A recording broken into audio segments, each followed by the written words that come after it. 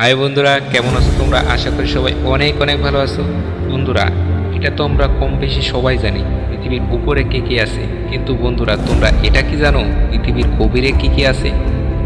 পৃথিবীর গভীরে কত দূর পর্যন্ত মেটার আছে, কত দূর পর্যন্ত তরল, বা এর উপরে কি আছে, কতটাই বা বড়, তোমরা এটা কি জানো? আর এই সব কিছুর থেকে বড় প্রশ্ন, আমরা এসব সম্পর্কে কিভাবে জানলাম? বন্ধুরা, আমি আজকের ভিডিওতে তোমাদের এই সব সম্পর্কে জানাবো। আর এই সব সম্পর্কে জানতে চাইলে একটা লাইক করে ভিডিওটি শেষ পর্যন্ত দেখবে। বন্ধুরা, আর একটি কথা, যদি কেউ চ্যানেলটিকে সাবস্ক্রাইব না করে থাকেন তাহলে আমার নিউ ওয়ার্ল্ড চ্যানেলটিকে সাবস্ক্রাইব করে একটা লাইক দিয়ে আমাকে সাপোর্ট করবেন। তাহলে চলুন জেনে নেওয়া যাক পৃথিবীর গভীরে কি কি আছে। বিষয়টিকে খুব সহজে বোঝার জন্য চলুন প্রবেশ করা যাক পৃথিবীর গভীরে। বন্ধুরা, আমরা যাত্রা শুরু করব পৃথিবীর পৃষ্ঠ থেকে, অর্থাৎ আমরা যেখানে থাকি বা যেখানে বসবাস করি। এসব বিষয়টিকে সরলভাবে বোঝার জন্য পৃথিবীর গভীরে ধীরে ধীরে প্রবেশ করা যাক। পৃথিবীর যে ভাগেতে আমরা বসবাস করি সেটাকে ক্রাস্ট বলা হয়। এটা পৃথিবীর সবথেকে বাইরের ভাগ। এটা বালি, মাটি, পাথর ও শিলা দিয়ে গঠিত হয়। পৃথিবীর অন্যান্য লেয়ারের থেকে পাতলা হলেও এটা একেবারে গভীর স্তর। পৃথিবীর এই সবথেকে পাতলা ক্রাস্টকে আবার দুই ভাগে ভাগ করা যায়, একটি ওশানিক ক্রাস্ট ও অপরটি হলো কন্টিনেন্টাল ক্রাস্ট। বন্ধুরা, আমরা যদি সমগ্র পৃথিবীর ব্যাসার্ধ দিকে লক্ষ্য করি তাহলে সমুদ্রের অত্যন্ত গভীর জায়গাও এক্ষেত্রে খুব একটা গভীর মনে হবে না, কারণ গভীর সমুদ্রের পৃথিবীর উপরের স্তরেই তো শেষ হয়ে গেছে।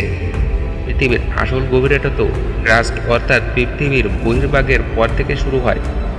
চলুন এরপর আরও খানিকটা গভীরে প্রবেশ করা যাক, তখন আমরা পৌঁছে যাব পৃথিবীর দ্বিতীয় ও সবথেকে বড় স্তরে। আর এটাকে বলা হয় ম্যান্টেল বা গুরুমণ্ডল। এই স্তরটি প্রায় 2900 কিলোমিটার গভীর, আর এখানকার তাপমাত্রা 4000 ডিগ্রি সেন্টিগ্রেড পর্যন্ত হয়। বন্ধুরা, আর এর উপরের স্তরটিকে লিথোস্ফিয়ার বলা হয়। এটা ক্রাস্ট এবং উপরের মাঝখানের একটা অংশ হয়, যা আগ্নেয়গিরির মাধ্যমে পৃথিবীর পৃষ্ঠ থেকে বের হয়ে আসে। লিথোস্ফিয়ার একটা অর্ধতরল স্তরের উপর ভাসতে থাকে, যাকে অ্যাস্থনোস্ফিয়ারও বলা হয়ে থাকে। অ্যাস্থনোস্ফিয়ারও ম্যান্টেলের উপরের একটা ভাগ। এই পুরো লেয়ারটা প্লাস্টিকের মতন একটা পদার্থ দিয়ে তৈরি হয়, আর সেজন্যই লিথোস্ফিয়ার দুর্বল অ্যাস্থনোস্ফিয়ারের উপর মুভ করতে পারে। চলুন আরও গভীরে যাওয়া যাক। পৃথিবীর আরও গভীরে গেলে আমরা দেখতে পাবো পৃথিবীর কোর বা পৃথিবীর কেন্দ্র। এই কেন্দ্রকে আবার দুইটি ভাগে ভাগ করা হয়েছে। এর বাইরের অংশকে বলা হয় আউটার কোর এবং ভেতরের অংশকে বলা হয় ইনার কোর, কিংবা উপরের ভাগকে লিকুইড কোর এবং ভিতরের ভাগকে সলিড কোরও বলা হয়। উপরের লেয়ারটার কথা যদি বলি তাহলে এটা 5100 কিলোমিটার গভীরে আছে। এটা ইনার কোর ও ম্যান্টেলের মাঝখানে অবস্থিত, যা 240 কিলোমিটার পুরু। এটা সম্পূর্ণ লোহা ও নিকেল দিয়ে তৈরি একটি তরল স্তর। তাহলে তোমরা আবার এটা ভাবতে পারো, যদি এই স্তরটি লোহা ও নিকেল দিয়ে তৈরি হয় তাহলে এটা তরল কী করে? বন্ধুরা, তাহলে তোমাদের একটি বিষয় জেনে নেওয়া দরকার। এই আউটার কোরের টেম্পারেচার 4500 ডিগ্রি সেন্টিগ্রেড হয়, আর লোহা 1500 ডিগ্রি সেন্টিগ্রেড তাপমাত্রায় গলে তরল হয়ে যায়। বন্ধুরা, আর একটি সবথেকে গুরুত্বপূর্ণ বিষয় হলো এই আউটার কোরের জন্যই পৃথিবীতে চৌম্বকীয় তরঙ্গ ক্ষেত্রের সৃষ্টি হয়েছে। আর এর গভীরে গেলে আমরা পৌঁছে যাব পৃথিবীর ইনার কোরে, আর এটাই পৃথিবীর সেন্টার। এটা প্রায় 1200 কিলোমিটার ব্যাসার্ধযুক্ত একটি সলিড লেয়ার। এটা পৃথিবীর সারফেসের থেকে প্রায় 6370 কিলোমিটার গভীরে আছে। এটা সলিড আয়রন ও নিকেল দিয়ে গঠিত হয়।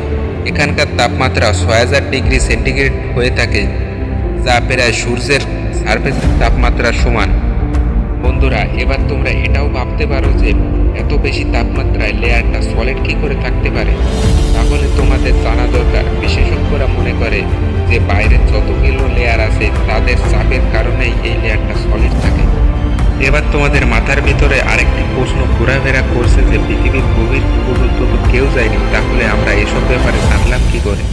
পৃথিবীর ভিতরে এসব কিছু স্টাডি করার জন্য আমরা সিসমিক ওয়েভ ব্যবহার করে থাকি। এই সিসমিক ওয়েভের টাইমিং এবং স্ট্রেংথ আমাদের পৃথিবীর ভিতরে কী কী জিনিস আছে তা সব কিছু সম্পর্কে জানায়। এটি এমন একটি এনার্জি ওয়েভ যা কোনো পদার্থের ডেন্সিটি অনুযায়ী চেঞ্জ হয়ে যায় এবং নিজের স্পিড পরিবর্তন করে।